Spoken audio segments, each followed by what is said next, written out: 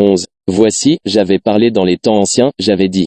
12. Quiconque aspire à être un roi de la terre, ou une reine, ou un empereur, ou un souverain sur une nation ou un peuple, et je lui donne son désir, il sera lié avec le peuple de son administration. Il ne s'élèvera pas non plus dans mes cieux émancipés, jusqu'à ce qu'il ait emporté avec lui chaque âme sur laquelle il avait la domination. Mais il sera lié à ce peuple lors de la première et de la deuxième résurrection, jusqu'à ce que même les plus petits d'entre eux soient élevés en sagesse, en vertu et en bonne œuvre, suffisant pour le grade d'épouse et d'époux dans mes royaumes éthérés. 13. Et si un roi étend son bras pour maîtriser et annexer d'autres pays au sien, lui en laisse le soin, car il magnifie sa servitude pour la résurrection des bas. 14. Et, tu appliqueras ces règles à tous les dirigeants terrestres, qu'ils soient rois, ou reines, ou empereurs, ou présidents, ou gouverneurs, ou législateurs, ou juges, ou papes, ou prêtres, ou prédicateurs, ou quiconque prétend régner sur, ou pour diriger, ou pour exiger la servitude des autres. Et la durée de l'esclavage pour eux dans les cieux inférieurs sera proportionnelle à l'ampleur de leur domination. 15. Mais à quiconque atteint la domination par l'épée, ou étend la domination par l'épée, et par le sang et la mort, sa servitude sera au centuple. 16. Et quiconque maintiendra sa domination par des armées permanentes, tu en calculeras le nombre, et pour lui et ses officiers supérieurs, l'esclavage dans le ciel le plus bas sera égal à 10 fois le nombre de soldats et 10 fois le nombre de soldats. Année de la servitude de la multitude de ses armées. 17. Car quiconque retire de mon peuple sa gloire ou sa domination me rendra la juste valeur.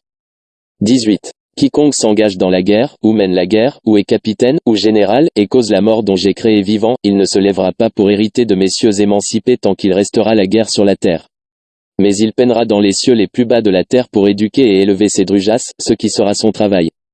19. Et quiconque a de grandes richesses et de nombreux serviteurs, sa résurrection ne sera pas plus rapide que la résurrection de ceux qui le servent. 20. Et quiconque a de grandes richesses et pourtant pas de serviteurs, mais vit pour lui-même, tu répartiras sa place à la première résurrection selon le bien qu'il aurait pu faire, s'il avait obéi à mes commandements, et il fera dans le ciel ce qu'il a négligé de faire sur terre. Et il ne montera pas vers mes cieux émancipés, jusqu'à ce qu'il se soit approprié selon ce que je lui ai confié.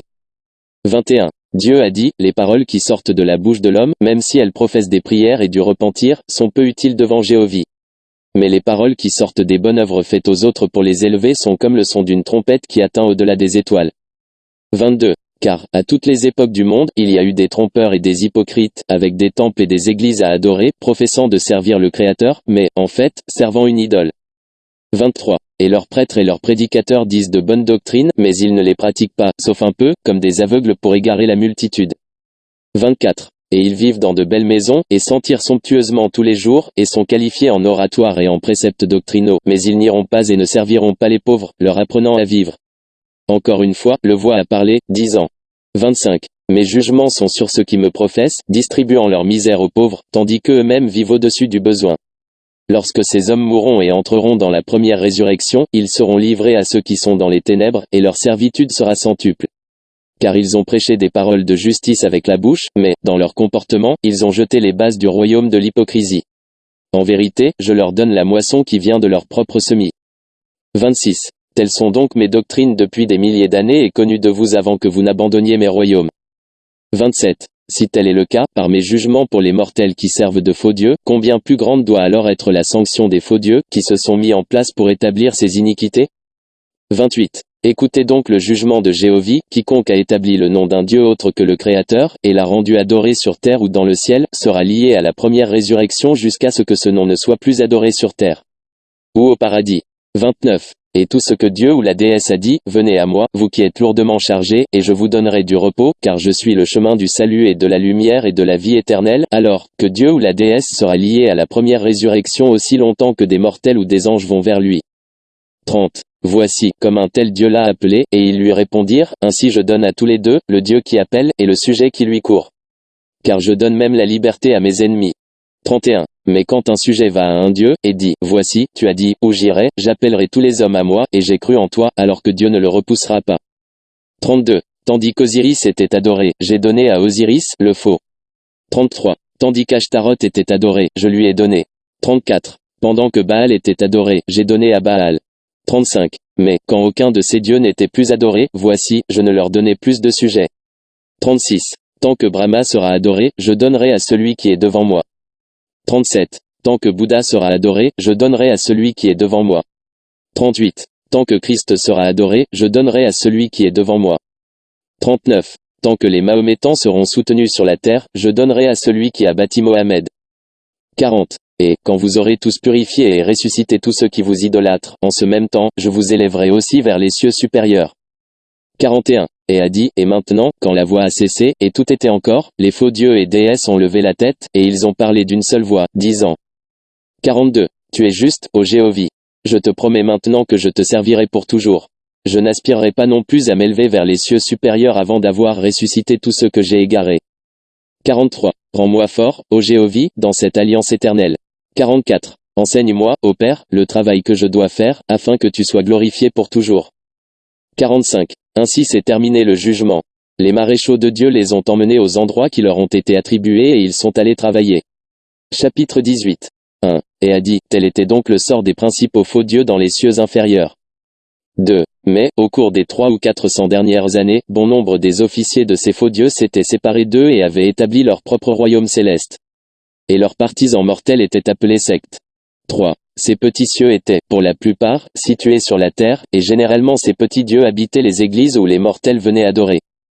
4. Et les prédicateurs au sein de ces églises sont tombés sous l'inspiration de ces dieux itinérants et de leur gang d'esprits errants. 5. À Gautama, ces inspirations ont été portées à un point tel, par ces dieux drugeants, que les mortels d'une secte ont été rendus hostiles, secte contre autres. 6. Une inimitié, par conséquent, existait entre les protestants et les catholiques, et entre les protestants eux-mêmes, et entre tous ceux-ci et les juifs. Et, non seulement sur terre, entre les mortels, ces choses ont eu lieu, mais ces petits dieux avaient leur propre petit royaume, comme un paradis presbytérien, un paradis méthodiste, un paradis baptiste, etc. Et, quand un membre mortel est mort, son esprit est tombé dans son ciel, où il avait vécu, devenant un serviteur de ces drujas. Et, quand il a crié, je veux aller à Jésus, je veux aller à Christ, on lui a montré le Dieu drugeant, et on lui a dit, c'est lui. Ce qu'il croirait être vrai. Car ce qui est lié sur la terre est lié au ciel. 7. Un dieu drugeant, PIAD, a établi une secte, et l'a nommé Mormon, et il a localisé son royaume sur terre avec ses disciples mortels, et il est devenu maître de l'esprit de ses disciples mortels de la même manière, en s'appelant lui-même le Théru-Chariste. 8. PIAD a enseigné que tous les bons mormons parviendraient finalement à régner sur une planète et ses cieux. Mais, il n'a jamais permis aux anges de son royaume de sortir de sa portée. Il a également enseigné aux mortels que plus une progéniture était nombreuse, plus grand serait son royaume céleste dans le temps à venir. Car c'était le plan de PIAD, pour rendre son propre royaume céleste grand et puissant. 9. Un autre dieu drugeant, Loganus, a établi un royaume sur terre et l'a nommé Shaker Heaven, prétendant qu'il était le Théru-Chariste. Et sa place est devenue une servitude céleste pour lui-même.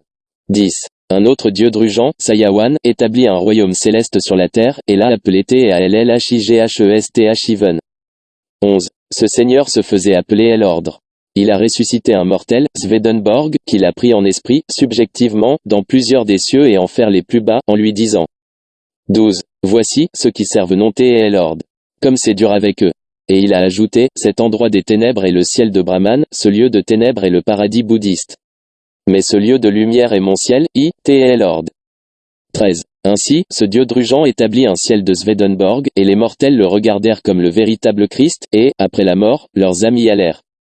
14. Ainsi, il arriva, comme on l'avait prophétisé autrefois, l'eau, Christ, ici.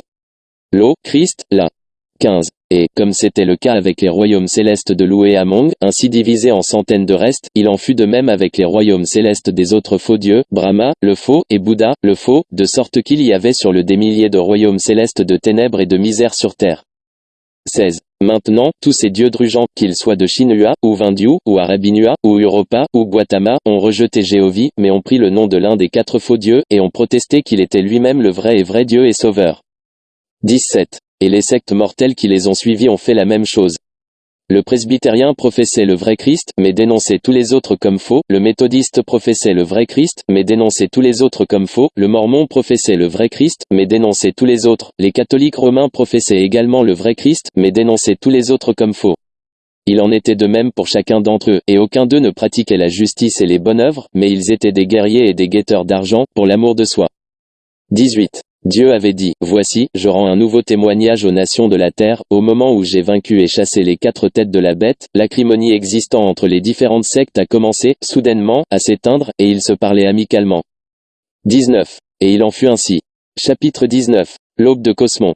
1. Et a dit, maintenant, alors que le Saint Concile était encore assis au paradis, une lumière, comme une étoile, est venue et s'est tenue au-dessus du trône de Dieu. Et la voix est sortie de la lumière, disant. 2. Voici, les faux dieux sont chassés et envoyés chez eux. 3. Il n'y aura plus jamais d'autres faux dieux, ou seigneurs, ou sauveurs, pour éloigner mon peuple. 4. Je suis suffisant pour mes propres créations. 5. Que ce soit donc le début de l'ère Cosmon. 6. Mon peuple a colonisé la terre entière, d'est en ouest, les terres aux frontières occidentales de Gautama sont devenues habitées. 7. Allez donc, mon Dieu, mon Fils, ouvrez les portes du ciel aux mortels. 8. Que mes anges les rencontrent et leur parlent face à face. 9. Voici, mon ambassadrice éthérée, Shezri Anataot, vient dans une mer de feu. 10. Les vaisseaux de la déesse éthérée ont été vus descendant des cieux supérieurs, venant comme un anneau ouvert, pour embrasser la terre entière. 11. Encore une fois, la voix a parlé hors de la lumière, disant. 12. Je ne connais aucune distinction des hommes, des races ou des sectes, ou des doctrines, ou des révélations passées. Tout le monde est mon peuple. 13. Ouvrez les portes du ciel, laissez mes anges parler aux mortels. 14. Plus rapides et plus rapides vinrent les archanges éthérés, jusqu'à ce que tous les cieux du paradis soient encerclés par l'amour du Tout-Puissant. 15. Alors Dieu a appelé les légions qui avaient la charge, où des mortels étaient nés pour l'œuvre du royaume de Jéhovie. Et Dieu a dit. 16. Ouvrez les portes du ciel, que les anges du ciel parlent aux mortels, le temps du royaume du Père est proche. 17. Ouvrez les portes du ciel. Laissez les anges sortir en puissance. 18. Et à Idéville, à Gautama, sur la terre, les anges ont ouvert la porte au nom de Jéhovie, pour ne pas être refermés pour toujours, pour toujours. 5. 5. Les premiers rappeurs spirituels ont commencé intelligemment la même année du début de la colonisation de la Californie. Ils correspondent tous deux à 1848, de l'ère chrétienne. En chiffres ronds dans ces révélations, ils sont placés à 1850 après Jésus-Christ. La chute générale du christianisme n'a commencé à se manifester que plusieurs années après. Et la même chose peut être dite du bouddhisme et du brahmanisme et du mahométanisme. Les relations sexuelles libres dans le monde, en particulier avec la Chine et le Japon, n'ont eu lieu que 3, 4 ou 5 ans après les manifestations spirituelles. L'Église catholique romaine n'a pas chassé le Christ, et a déclaré le pape infaillible, au lieu de cela, et vice-gérant, jusqu'à environ 6 ou 7 ans après le début de l'ère Cosmon. Et c'était encore plusieurs années après cela, lorsque Garibaldi et Victor Emmanuel ont renversé le royaume terrestre du Christ à Rome. Pourtant, dans la vie d'un monde, ces questions peuvent être considérées comme accomplies en même temps. Planche 91. Arc de Kosmon. Montrant la Terre au cours de la 32e année de l'ère Cosmon. Jéhovie a dit, lorsque le monde s'approchera de Dana à Sabéa, les nations seront vivifiées avec une lumière nouvelle, car le Cosmon vient du milieu. Et mes armées éthérées feront pression sur l'intelligence des hommes, et elles rempliront toutes les nations et tous les royaumes de nouvelles découvertes, inventions et livres d'apprentissage. Et les hommes seront vaniteux au-dessus de tous les âges passés, et ils me renieront et se querelleront avec mon nom, et me chasseront. Mais je viendrai sur eux comme un père, dans l'amour et la miséricorde, et mes armées du ciel feront que les bébés et les fous confondront les sages, par des signes et des miracles. Mes hôtes du ciel feront parler les chaises, et des choses inanimées pour marcher et danser. Les morts réapparaîtront aux vivants, parleront avec eux face à face, mangeront et boiront, feront leurs preuves auprès des enfants de la terre et feront connaître mes royaumes. Oui, ils engloberont toute la terre autour avec des signes et des prodiges, et mettront à néant la philosophie des hommes et les idolâtries des anciens. Pour les vivants comme pour les morts, je saurai que moi, Jéhovie, je vis et règne sur le ciel et la terre. Ce sera une nouvelle ère, et elle s'appellera Cosmon, car elle embrasse le présent et tout le passé. Alors je me révélerai, et ceux qui me renient m'accepteront, de leur propre gré, ils éloigneront leur Seigneur, leur Dieu et leur Sauveur, ils n'auront plus d'idole de moi, ni sur terre ni dans les cieux, car je suis suffisant pour tous. Chapitre 20. Jéhovie overthroweth slavery in Gautama. 1. Et a dit, dans les temps anciens et dans les pays de l'Est, Jéhovie a commencé ses révélations.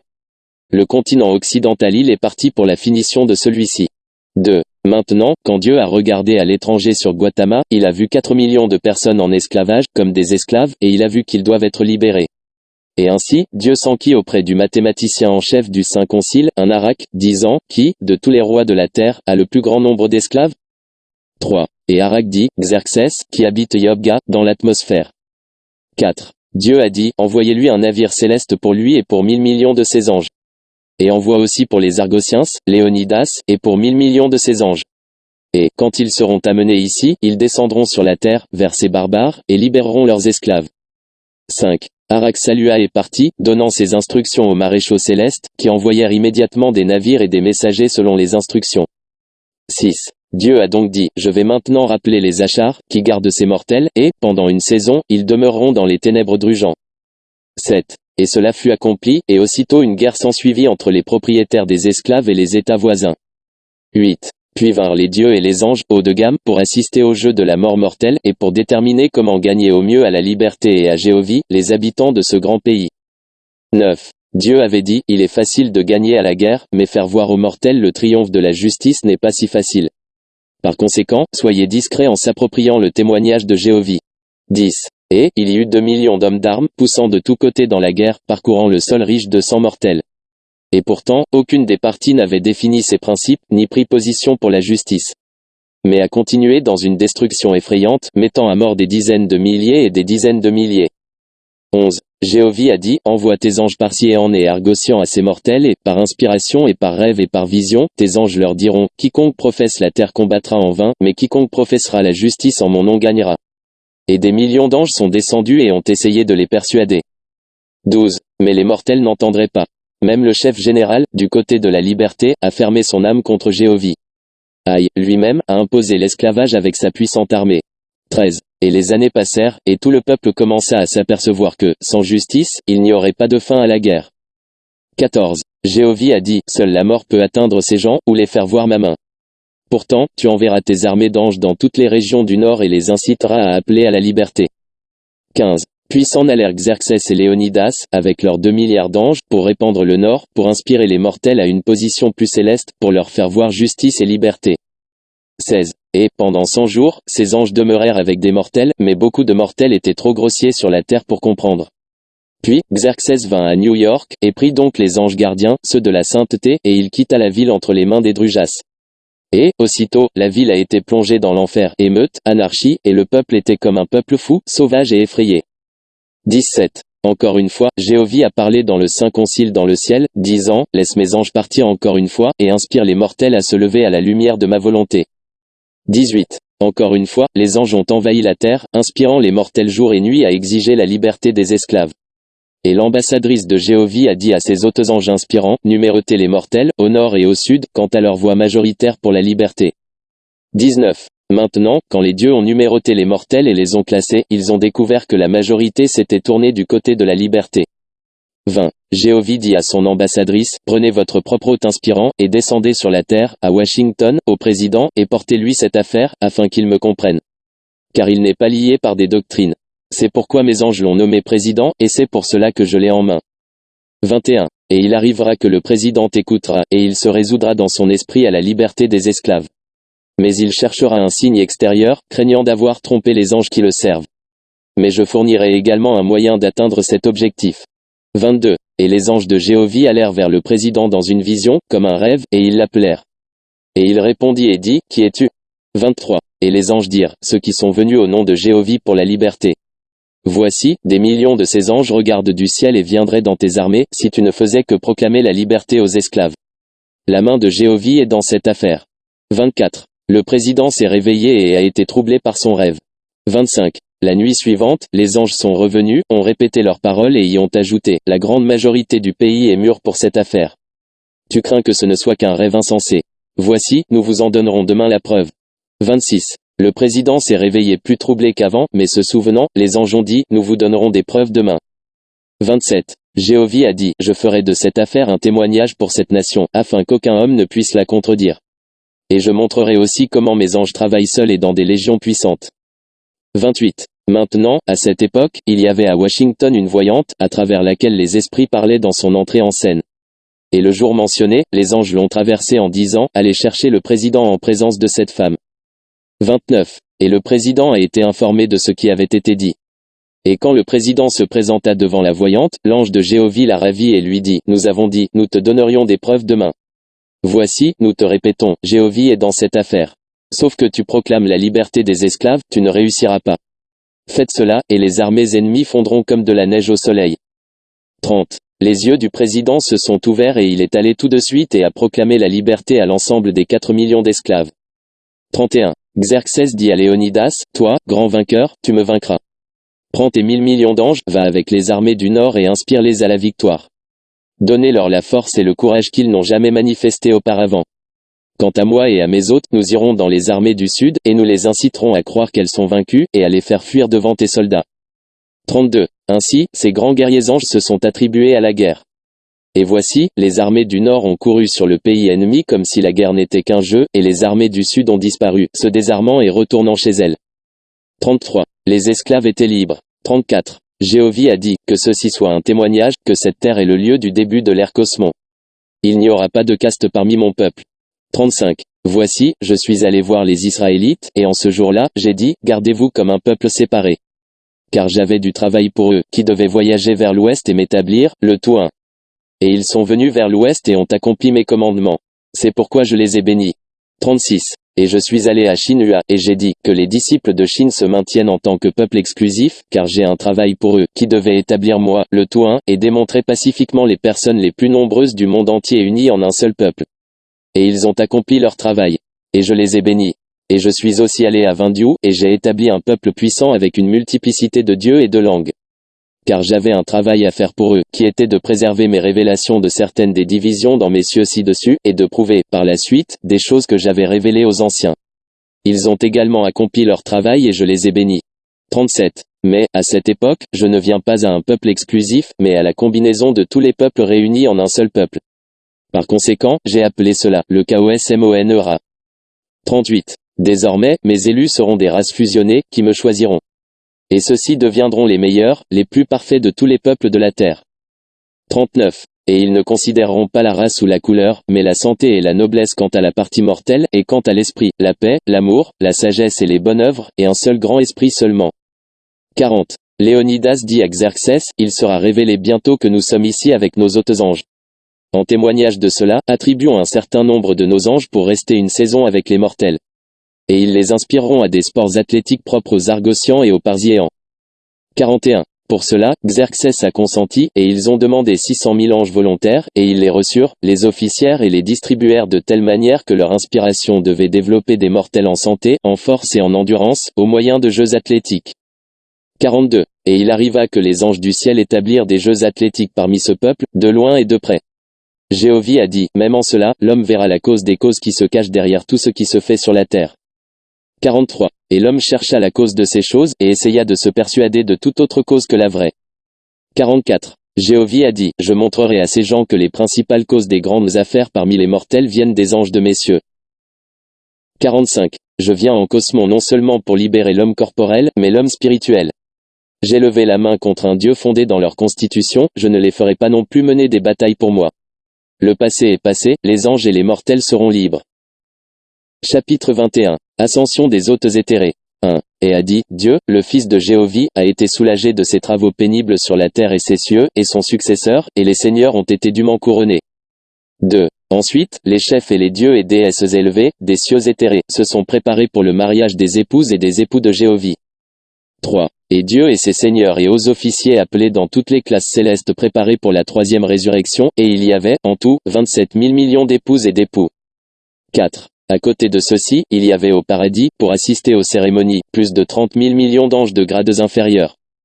5. Ainsi, en conséquence, les cérémonies ont été accomplies sous la forme habituelle, et les épouses et les époux ont été conduits dans les avalanches, qui étaient au nombre de 11. Puis étalés dans les armées éthérées, qui avaient mis au monde la naissance de Cosmon. Et, après eux, Dieu et ses seigneurs et hauts officiers. 6. Pendant ce temps, les escennors et trompettistes, 2000 millions, ont scandé et joué devant les hôtes dans la gloire de Jéhovah. 7. Après cela, la chefferie a donné le signal de l'ascension et, d'une seule voix, les puissants hôtes ont dit, lève-toi. À toi, Jéhovah. Plus près de toi, toi tout-puissant. 8. Et les navires de pompiers ont commencé vers le haut, tournant et montant. Avec plus de 40 000 millions d'anges à bord, s'élevèrent les avalanzas au-dessus des colonnes de feu, au-dessus du trône de Dieu, de plus en plus haut, tournèrent et levèrent les navires des armées de Jéhovah. 9. Et les anges qui se lèvent et les anges d'en bas battent des mains et crient de joie et de gloire exaltés à cause de la scène écrasante. 10. Ainsi s'élevèrent et partirent vers les cieux supérieurs, ces milliers de millions d'adorateurs du Créateur, qui avaient assisté à la naissance de l'ère Cosmon, pour les anges et les mortels de ce monde. Fin du livre d'Es, fille de Jehovih.